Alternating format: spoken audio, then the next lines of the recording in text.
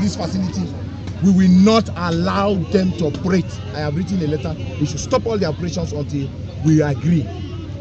Before you know it, they had mobilized the security to this place. But thank God that we have security men who have common sense. You have not done your job. You want the security to come and do their job. So security agencies should find out whether these companies have done their job. If they have done their job, our people will not be coming here to do what they are doing today.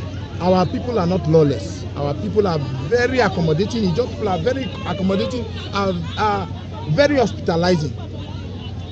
When you see our people carry such actions, know that they have been pushed to the wall. And I tell you that Ijaw man, we are a people that you put sand in our food to the point where we will let you know that we are no longer eating food of sand.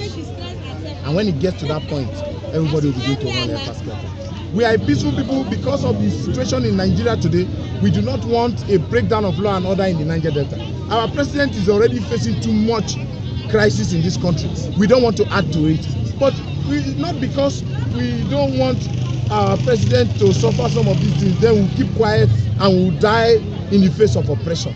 We expect that leadership in this country, leadership in the state will also bend the hand of these companies to ensuring that they do what is right. Let me tell you, there is poverty in Yenagoa today. Everybody keep complaining. All the companies, every month the governor pays monies to companies. Why don't we see these monies on the street? Is because these contractors are employing non-indigenous as subcontractors. So when the governor pays money every month, the money will be withdrawn in Port Harcourt or Lagos or Abuja or somewhere else. We will begin to monitor all these companies that are doing contracts in Bayelsa. That's why immediately we finish the restructuring of IYC, we will swing into action. Your contractors must be local contractors. Sand suppliers must be Bayelsans. Chipping suppliers must be Bayelsans. Concrete suppliers must be Bayelsans. So that the money will be circulating in the state for the economy to begin to deliver the dividends of democracy as the governor wishes, as the president wishes. And so all those activities that are going on in our region, we will begin to monitor them and ensure that the right thing is done.